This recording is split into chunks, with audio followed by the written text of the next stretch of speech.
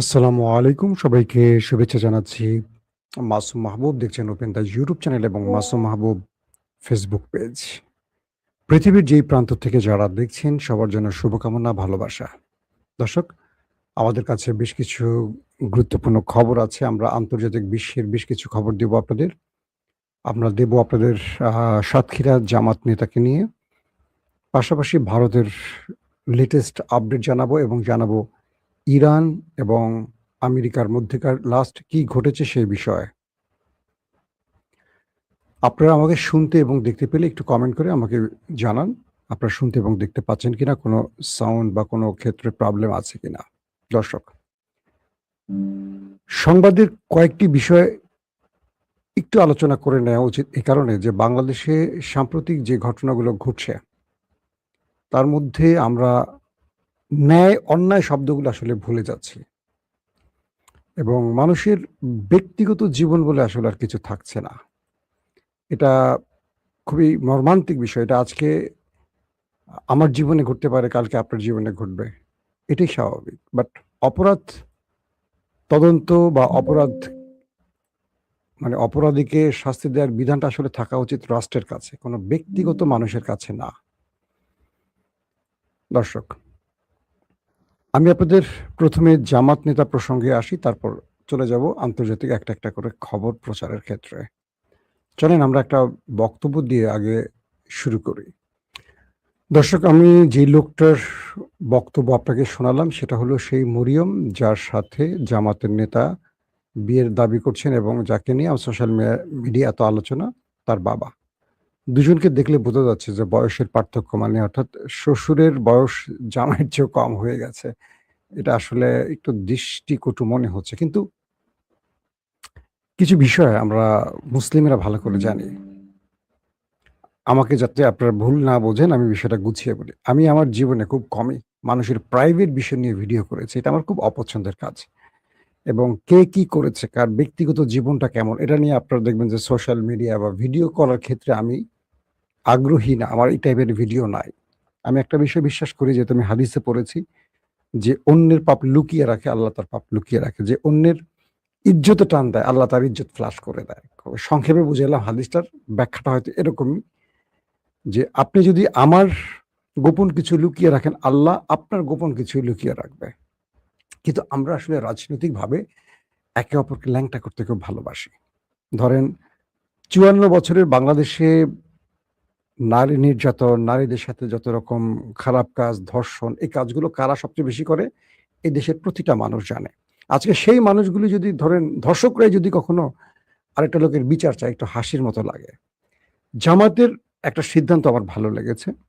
সেটা হলো যে, এই যে ব্যক্তি সাতক্ষীরা ৪ এর এমপি সাহেব, তাকে কিন্তু দল থেকে জামাত ইতিমধ্যে বহিষ্কার করে ফেলেছে। এবং জামাত নির্বাচন কমিশনে তার ব্যাপারে টোটাল লিগ্যাল অ্যাকশন এর জন্য বলে দিয়েছে যে, জামাতের যেহেতু তাদের দল থেকে বহিষ্কার করা হয়েছে সাধারণভাবে, আ এই ব্যক্তি এখন এই পদটি হারাবেন। তার মানে এমপি গিরিও হারাবেন। এখানে নতুন করে হয়তোবা আবার নির্বাচন হবে। সেই জামাত নেতার বা এমপির ১ম স্ত্রী তিনি বলছেন, যারা আমার স্বামীর ২য় বিয়ে নিয়ে কুৎসা রটাচ্ছেন, মিথ্যা প্রচার করছেন, তিনি তাদের বিরুদ্ধে আইনি ব্যবস্থা নেবেন। তার বক্তব্যে বোঝা যাচ্ছে ২ টো জিনিস। ১, তাকে হয়তো বলা হয়েছে তিনি লিখিত বক্তব্য দিচ্ছেন, স্বামীর ইজ্জত রক্ষা করতে বক্তব্যটা দিচ্ছেন। এটা মনে হচ্ছে। বাট তিনি যে বক্তব্যটা দিচ্ছেন সে বক্তব্যের রাইটও তার আছে। ২ টো জিনিস। একটা জিনিস হলো যে, এই লোকটা যে ধরা পড়েছে, তার সকল দৃশ্য দেখে মনে হচ্ছে যে তিনি আসলে অপরাধী। তার চেহারার মধ্যে সেই অপরাধের ব্যাপারটা স্পষ্ট। ১ নাম্বার কথা। তিনি তার লজ্জা ঢাকতে বা যেটাই হোক মানুষ সেটা করে। মেয়েটাকে বিয়ে করেছেন। আমার কাছে যেটা মনে হচ্ছে, সত্য আল্লাহ জানেন, আমি বলব না যে আমার তথ্যটাই রাইট। আমার মনে হচ্ছে তিনি একটা অপরাধ করেছেন এবং ধরা পড়ার পর মেয়েটাকে বিয়ে করেছেন। এটা আমার মনে হচ্ছে, কিন্তু বাস্তব সত্যটা হয়তোবা আস্তে, আস্তে আরো স্পষ্ট হবে। ২ টো বিষয়। আমি জামাতের কাছ থেকে জানতে চাই, ২য় বিয়ে হারাম না জায়েজ? জামাতের মধ্যে অনেক নেতারা ২য় বিয়ে করার সাহস করেন না। কারণ দল থেকে অদৃশ্যভাবে আমি যতটুকু শুনেছি নিষেধ আছে। যেমন রাজশাহীর, আমি নাম বলব না, খুব বর্তমান কোনো একজন পাওয়ারফুল নেতার আত্মীয়স্বজন মারা গেছেন। অতএব তাকে নিয়ে কথা বলতে চাই না। তো তিনি দ্বিতীয় বিয়ে করেছিলেন, অর্থাৎ আন্দোলন সময়টা তিনি খুব টাফ টাইম পার করেছিলেন হাসিনার আমলে, এবং বাড়িতে ফিরতে পারেননি। তার সেবা শুশ্রূষার জন্য সে একজন মানে দ্বিতীয় একটা স্ত্রী গ্রহণ করেছিলেন, কারণ সে পলাতক ছিলেন ভিন্ন জায়গায়। পরবর্তী শুনেছি তাকে দল থেকে বহিষ্কার করা হয়েছে দ্বিতীয় বিয়ের জন্য। ইসলামী দল অন ইসলামী কাজ কেমন হয়ে গেল? ২ নম্বর, জামাত নিজেদেরকে ফেরেশতা দাবি করতে পারবে না, কারণ এটা থেকে প্রমাণ হয় যে মানুষ মাত্রই ভুল, আর ভুল করতেই পারে। তবে অন্যান্য রাজনৈতিক দলকে এই ঘটনায় বেশি লাফালাফি করার দরকার নাই। বিপদ আরো আছে। কি? ৫৪ বছর পর জামাতের কোনো একজন এমপির জীবনে এরকম একটা ঘটনা আমরা প্রথম শুনলাম। এই ঘটনা থেকে দুটো প্রমাণ হয় যে জামাত মানুষের দল, এবং জামাত ভুল করতে পারে। এটা জামাতও জানে। কিন্তু এখন হাজার, হাজার চোখ খাড়া হয়ে থাকবে বাকি সংসদের এমপিদের দিকে। আমি বলছি না কোন দল। কারণ এদের প্রত্যেকেরই হাত দিলে দেখা যাবে যে ১০০ জনের মধ্যে ৭০ থেকে ৮০ জনেরই পেছনে পরকীয়া বা ২ নম্বরই ঘটনা আছে। কিভাবে বলি? সাম্প্রতিক সময় ইলিয়াস একটা হানি ট্র্যাপ নিয়ে ভিডিও করতে চেয়েছিল। আপনারা দেখেছেন, হঠাৎ আলোচনা হয়েছিল। পরবর্তী বিশেষ কারণে ইলিয়াস বন্ধ করে দিয়েছে। সেই কারণের মধ্যে আমি একজন ধরেন। কারণ আমাকে কয়েক জায়গা থেকে ফোন আসছে, আমি পরে ইলিয়াসকে বলছি এটা থামাও, এবং বিএনপির দল থেকেও ফোন আসছে। তো সেই এপিসোডটা আমি দেখার সুযোগ হয়েছে আমার। ধরেন বিএনপির হাই ভোল্টেজ অনেক নেতার টুনটুনির খবর একদম ভিডিও সহকারে ইলিয়াস ফ্লাশ করে দেওয়ার চেষ্টা হয়েছিল। পরে ইলিয়াসকে থামানো হয়েছে। এই রানিং সরকারের অনেক লোক ফেঁসে যাইত। তো আমি ইলিয়াসকে বললাম যে তুমি কারো ইজ্জত রক্ষা করো, কারো গোপন জিনিস লুকাও, আল্লাহ তোমারটা লুকাবে। এটা হাদিসের কথা। তো যাক, বিএনপির পক্ষ থেকে ইলিয়াসকে বলা হয়েছে, আমি নাম বলছি না কোন কোন নেতা, তাহলে বর্তমান রাষ্ট্রের অনেক বড় বড় বড় বড় বলছে কিন্তু নেতা ফেসে যাবেন। তো এই জন্য বলছি যে এইসব মানুষের ব্যক্তিগত জীবন দেখেন। একটা বিষয়, এই জামাতের এমপি অপরাধ করছেন, জামাত তাকে শাস্তি দিচ্ছে, দল থেকে বহিষ্কার, তিনি এমপিত্ব হারাবেন, ফাইন, গুড। এই উদাহরণটা কি অন্য দল করবে কখনো? আপনারা কি দেখবেন অন্য দল কখনো তাকে এরকম উদাহরণ দেখাতে পারবে? একেবারে ২৪ ঘন্টার মধ্যে অ্যাকশন নাই। এটা জামাত প্রশংসার কাজ করছে। আবার জামাতকে আকাশ থেকে মাটিতে নামায় দিছে এই ব্যক্তি, এটাও সত্য কথা। জামাত আগামী দিনে অনেক মাসুল দিবে এই একটা ব্যক্তির জন্য। অতএব জামাতকে মান উন্নয়ন বা নেতা নির্বাচনে আরো বুঝতে হবে, আরো চিন্তা করতে হবে। শুধু আনুগত্য বা চামচামি এগুলো দেখলে হবে না। কার সাথে ডক্টর শফিকের খাতির ভালো তাকে নেতা বানালে হবে না। কে বেশি কি বলে গ্রুপ মেনটেন করতে পারে তাকে না, অনেক বিষয় থাকে। তো ধরেন যে ব্যক্তিরা এই লোককে ধরেছেন, তার টাকাগুলো নিয়ে গেছেন, মোবাইল নিয়ে গেছেন, বিভিন্ন কাগজপত্র বাদ দেন, মূল্যবান জিনিস নিয়ে গেছেন, তারা কি ছিনতাইকারী নাকি ছিনতাইকারী না? রাষ্ট্রে আমাকে কোনো প্রাইভেট ব্যক্তি, ইন্ডিভিজুয়াল ব্যক্তি আমাকে আটক করার অধিকার আছে রাষ্ট্রে? এই কথাগুলো কেউ বলছেন? বাংলাদেশের আইন শৃঙ্খলা বাহিনী কেন আছে? একটা জিনিস কি, রাষ্ট্রের কিছু নিয়ম বা মানে কি বলবো সিস্টেম থাকে। তিনি যদি অপরাধ করেন, তার অপরাধ প্রমাণ হলে রাষ্ট্রের ব্যবস্থা নেওয়ার অনেকগুলো জায়গা আছে। কয়েকজন লোক ট্র্যাপ তৈরি করবেন, তাকে একটা রুমে আটকানোর পর তার কাছ থেকে টাকা নিবেন, মোবাইল নিবেন, সেটা ভিডিও ফ্ল্যাশ হবে, আইন তাদের ব্যবস্থা নেবেন না, কারণ তারা জামাতের লোক। এই কাজটা যদি বিএনপির এমপির সাথে হইতো, এই লোকগুলোকে খুঁজে এতক্ষণ পুলিশ বাটি চালান দিয়ে বের করতে এবং গিরায় গিরায় পিটাইতো। আমাদের রাষ্ট্রটা হচ্ছে এরকম। কাজটা বিএনপি করছে, জামাত করছে, ফাঁসাও, ডুবাও। যদি আওয়ামী লীগ ক্ষমতা থাকতো, এই ঘটনাগুলো জামাত নেতার এই ঘটনা বিএনপিও লুকিয়ে রাখতো, কারণ বিএনপি আর জামাত তখন একজোট ছিল। এখন তারা সরকার বিরোধী দল। আমার একটা ভয় হলো আগামী কালকে থেকে যে বিএনপি নেতাদের চরিত্রের ১২টা বাজা শুরু করবে, সেটা থামাবে কি করে? জামাত তো মোটামুটি কনফার্ম বলতে পারবে যে আমরা ৫৪ বছরে একটা ঘটনায় ফেঁসে গেছি, এরকম আমাদের ঘটনা কম। বাংলাদেশে এই নির্বাচনের পর সর্বাধিক ধর্ষণকারী কারা? বিগত ১৫.৫ বছর সবচেয়ে বেশি ধর্ষণকারী কারা ছিল? কোন কোন নেতারা হানি ট্র্যাপে পড়ে, এইরকম মধুকুঞ্জে গিয়ে ধরা পড়ে? কেন ধরা পড়ে? এরা কারা? এগুলো লিস্ট খুঁজলে আমরা দেখব। একটা সিস্টেম যদি এখন আনে যে কোনো ব্যক্তি যদি কোনো মেয়েকে অবৈধভাবে মেলামেশার ক্ষেত্রে ধরা পড়ে, তাকে পাথর মেরে মারা হবে ইসলামের বিধান অনুযায়ী। আমার মনে হয় এই ক্ষেত্রে একটা ভালো দৃষ্টান্ত স্থাপন হবে। কিরকম? জামাত এই নেতার ফাঁসি হয়ে যাক, বা তার পাথর মেরে মেরে ফেলেন। এটা কি বিএনপি আওয়ামী লীগ মানবে? মানবে না। কারণ জামাত তো 54 বছরে একজন নেতাকে হারাবে, কালকে পার্লামেন্টের অর্ধেক এমপি দেখবে না, নাই সব পাথর মারা মারা গেছে পাথরের। কারণ এদের কারো ক্যারেক্টারের স্টেশন নাই, যত ভালো ভালো কথা পার্লামেন্টে দেখেন, সাদা পোশাক দেখেন, এদের কারো চরিত্রের স্টেশন নাই, অধিকাংশরই নাই। আমি সবার কথা বলছি না, আমি সবাইকে দোষারোপ দিচ্ছি না, অধিকাংশই। আপনারা সোশ্যাল মিডিয়া ঘাটলে দেখবেন অনেক টুনটুনির খবর বেরোয়। এই বিষয়গুলো হলো কি আমাদের নৈতিক স্খলনের একটা জায়গা, এবং আমরা এমন একটা দেশে বাস করি যে একজন আরেকজনের কাপড় খুলতে পছন্দ করি। আল্লাহ কি করে, আবার আরেকজনের কাপড় খুলে দেয়, বুঝেন নাই? আপনি আজকে আমার কাপড় ধরে টান দিবেন, কালকে আরেকজন আপনার কাপড় ধরে টান দেবে। এই বৈশিষ্ট্যটা আমাদের এই বাংলাদেশে আছে, এবং আমরা একটা অশিক্ষিত জাতি, এবং আমাদের দেশের যা মানে বাংলাদেশে যারা আমরা বাস করি, আমাদের এটা নিয়ে আর নতুন করে কিছু বলার আসলে থাকে না, যে আমাদের মানসিকতাটা কোন লেভেলে। তো আমি মনে করি এই ব্যক্তিকে দ্রুত তার পার্লামেন্টের পদ থেকে সরিয়ে দেওয়া উচিত।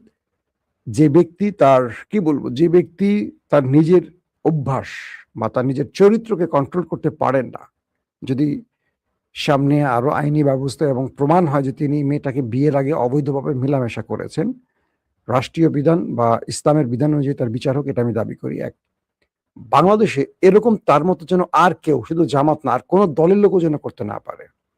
আর যে মেয়েটা এই ঘটনার সাথে জড়িত হয়েছেন, আমি সত্য মিথ্যা জানি না, তাই আমি এটা নিয়ে বিস্তারিত বলবো না, যেহেতু আমি বক্তব্য পেয়েছি, তারা বিয়ে করেছেন, তার মেয়ের বাবা বলেছেন, আবার ওই লোকের এমপি সাহেবের স্ত্রী বলেছেন, তাই রাষ্ট্রের উচিত এটা সঠিক বিচার করা, এবং এই ঘটনাগুলো বিচার হলে বন্ধ হয়ে যাবে।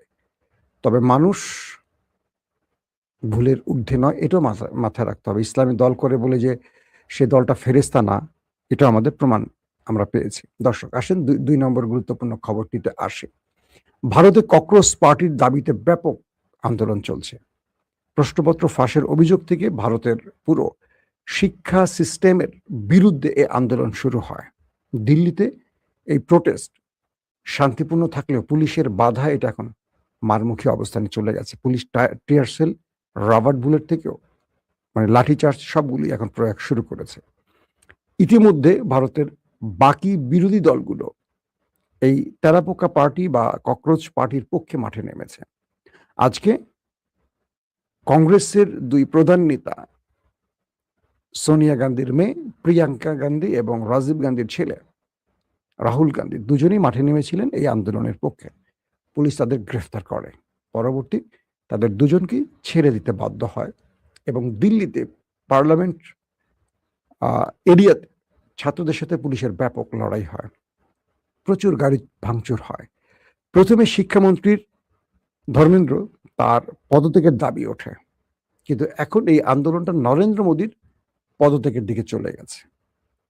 ভারতের অনেকেই মনে করছেন যে বাংলাদেশের একজন কুফাকে ভারতে আশ্রয় দেওয়ার জন্য নরেন্দ্র মোদী একই পরিণতির মুখে পড়ছেন কিনা, এবং ভারতের অনেকগুলো গণমাধ্যম ইতিমধ্যে বলতে শুরু করছেন বাংলাদেশের ঠিক বৈষম্য বিরোধী আন্দোলনটি যেভাবে ক্রমান্বয়ে একটা সরকার পতনের দিকে চলে এসছে, এই ককরোচ পার্টির আন্দোলনটা ঠিক সেই রকম রূপ ধারণ করছে। এবং বলা হচ্ছে যে বাংলাদেশেও ঠিক এইভাবেই প্রথমে কিছু অধিকার বিষয়ে এই আন্দোলনটি হয়েছিল। আপনারা আমাদের যুদ্ধের আপডেট দিচ্ছেন, আরো 70-75 বিলিয়ন ডলার চেয়েছেন, যে যুদ্ধে আমেরিকার সেরা মারা যাচ্ছে, যে যুদ্ধে আমেরিকা অস্ত্র হারাচ্ছে, যে যুদ্ধে ইরানের কাছে আমেরিকার পরাজয় হচ্ছে, কেন সিনেট টাকা পাশের ব্যাপারে মানে ডলার পাশের ব্যাপারে মঞ্জুরি দেবে? এই যুদ্ধ আমেরিকা কি পেয়েছে? এই যুদ্ধ আমেরিকার কি লাভ হয়েছে? আমাদের সেনারা মারা যাচ্ছে, এবং মধ্যপ্রাচ্যে আমাদের ঘাঁটিগুলো একটার পর একটা জ্বলে যাচ্ছে। আমাদের লাভ কোথায়? আমাদের বিজয় কোথায়? মোটামুটি আমেরিকার পিগ হেগসেটকে লিঙ্ক করে ছেড়ে দিয়েছে সিনেট, এবং ট্রাম্পের পুরোপুরি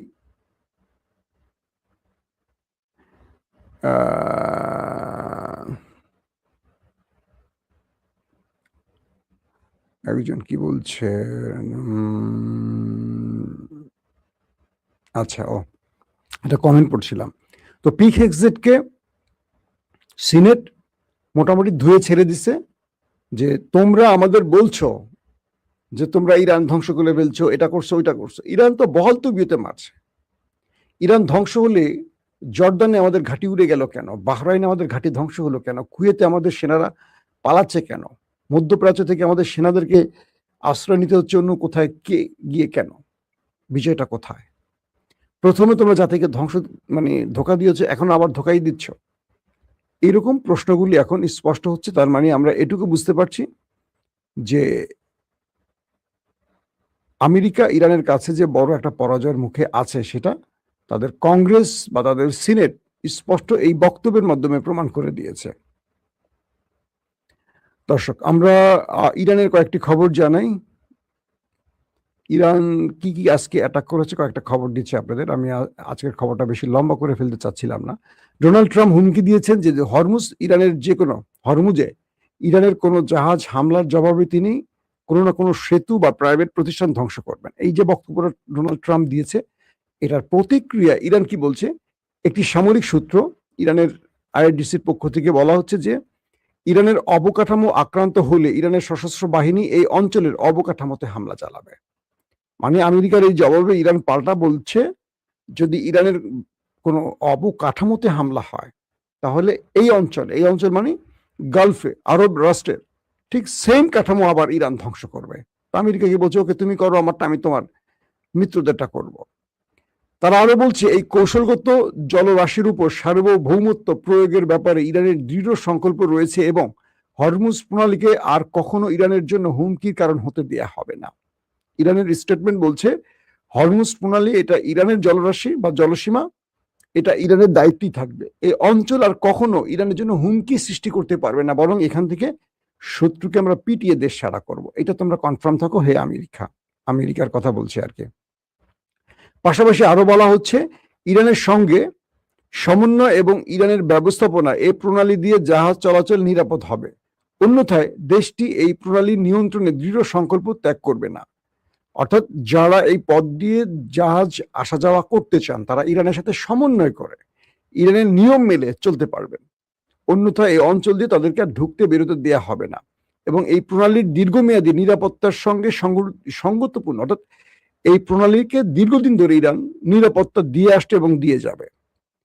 পাশাপাশি আরো বলা হচ্ছে, মার্কিনীরা যদি ইরানের কোনো সেতু বা বিদ্যুৎ কেন্দ্রকে লক্ষ্যবস্তু করে, তবে ইসলামী প্রজাতন্ত্র ইরান পাল্টা হামলা চালাবে এবং এই অঞ্চলের অবকাঠামো, সেতু যেখানে আমেরিকা টার্গেট করবে আমাদের, ঠিক সেম অবকাঠামো আমরা গালফের উড়িয়ে দেব। এর মধ্যে আমেরিকাকে কোনো প্রকার আমেরিকা এটার মধ্যে যেন কোনো সন্দেহ প্রকাশ না করে যে আমরা এমনটি করবো না, ইতিমধ্যে আমরা করে আসছি। এবং আজকে আমরা যে তথ্যগুলো পেলাম, জর্দানের একটি ভিডিও আজকে রিলিজ করলো, এটা ইরান থেকে রিলিজ হয়েছে। ইরান জর্দানের উদ্দেশ্যে ড্রোন এবং মিসাইল মেরেছে। যখনই জর্দানের সাইরেন বেজে উঠল, আমেরিকান সেনারা উঠে পড়ে পালানো শুরু করেছে। তো তাদের যে বডি ক্যাম বা হেলমেটের সঙ্গে ক্যামেরা থাকে, ওই ক্যামেরা ভিডিওটা ধারণ হচ্ছিল। এটা কি ইরান কোন সাইবার সিস্টেমে হ্যাক করে নিছে, নাকি ওই আমেরিকানরা ইরানকে দিয়ে দিয়েছে তাদের দুর্দশা দেখানোর জন্য? কারণ আমেরিকানরা তো এগুলো দেখাইতে পারবে না। এখন আমেরিকান সেনাদেরকে গোপনে ধারণ করে ইরানকে দিয়ে দিতে পারে, এটা হতে পারে। সেই ভিডিওতে দেখা যাচ্ছে যে ইরান সেখানে মিসাইল মারছে, আর সেই মিসাইলের সাইরেন বাজার সঙ্গে সঙ্গে মার্কিন সেনারা যারা ঘাটের উপরিভাগে ছিল, তারা উঠে পড়ে হন্তদন্ত হয়ে দৌড়ে গিয়ে বাংকারে ঢুকছে। ভয়াবহ বিপর্যয়। এবং আশপাশে দেখা গেল হিট করার পর আগুন জ্বলছে। তার মানে আমেরিকার সেনাদের ধারণ করা ভিডিও এখন ইরানের বিভিন্ন সিস্টেমে প্রচার হচ্ছে। তার মানে আমেরিকাকে কি পরিমাণ সাইজ ইরান বিভিন্ন দিক থেকে করছে, এটা প্রমাণ হয়। দর্শক, আপনাদের কোনো প্রশ্ন আছে? ভাই আমার কি বলে, মাসুম ভাই আপনি আমার প্রিয় মানুষ। জি ধন্যবাদ। আমি তো আবার অনেকের অপ্রিয় ভাই। সংবাদের একটা মজার বিষয় কি জানেন? আপনার পক্ষে গেলে আমি প্রিয়, আপনার বিপক্ষে গেলে আমি খুব খারাপ। আজকে অনেকেই আমাকে বলছেন, আমি একটা আর্জেন্টিনার খবর দিয়েছিলাম। সাংবাদিকদের কাজ কি? সংবাদ তুলে ধরা। বিশ্বাস করবেন কি করবেন না আপনাদের ব্যাপার। আজকে এটা দিছি, কালকে দেখা যাবে আর্জেন্টিনার বিরুদ্ধে দিব, যেটা আমার কাছে আসবে। আমার সংবাদ আমার পক্ষে বিপক্ষের না। আপনি জানেন যে আমার এই সংবাদের ক্ষেত্রে অনেক সময় আমি আমার পছন্দের ব্যক্তিদের বিরুদ্ধে কথা বলি। ধরেন আমার পছন্দের একটা দল আছে, ধরেন বিএনপি, সাপোজ ধরেন, আমি বিএনপির পক্ষে খুব বেশি কথা বলি। কখনো শুনছেন? কারণ আমি সমালোচনা বা মিথ্যা এটার মধ্যে না। আমার ধারণা হলো, আমি আপনাদের কাছে একটা কমিটমেন্ট নিয়ে বসছি এখানে। আপনারা আমাকে বিশ্বাস করে নিজের এমবি খরচ করে আমার কথা শোনেন, পৃথিবীর বিভিন্ন প্রান্ত থেকে আমার কথা শোনেন। আমি আমার কোনো দলের চামচামি দালালি করতে এখানে বসি নাই। সত্য কথাগুলো আপনাদেরকে বলতে চাই, যেটুকু আমার অভিজ্ঞতা বা আমার তথ্য সংগ্রহের মধ্যে আছে। কারণটা কি? কাল আল্লাহর কাছে আমি জবাবদিহি করব কি বিএনপির জন্য, জামাতের জন্য বা আওয়ামী লীগের জন্য? ওদের জন্য দালালি করে আমার লাভটা কি বলেন? আপনারাই বলেন। আমার লাভ আছে? আমি দলের কোনো পক্ষ থেকে দালালি ফি নেই বা আমি কোনো দলের পদে বসছি? শুনছেন কখনো আপনারা? সো আমি কোনো পক্ষের জন্য কখনো দালালি করব না। এটুকু বিশ্বাস রাখেন আমার জন্য। আমি কোনো দলের পক্ষে না। বাট যেটা ভালো সেটাকে ভালো বলতে চাই, যেটা কালো সেটাকে আমি কালো বলতে চাই। এখন আপনি আমাকে পছন্দ করবেন না করবেন আমার কিচ্ছু যায় আসে না। শুধু আমি আমার আল্লাহর কাছে দায়মুক্ত পেতে চাই যে আল্লাহ আমাকে মিথ্যা বলায় নাই, সত্য বলেছি। এই সত্যের জন্য যেন আমি আল্লাহর কাছে মাপ পাই। এটাই হলো আমার সাংবাদিকতার মূল কি বলবো? যে চিন্তাটা আমি এভাবেই লালন করি। এটাই আমার আদর্শ। কেউ ভালোবাসেন, খুশি হব, কেউ ঘৃণা করেন তাকেও ভালোবাসবো। আল্লাহ হাফেজ।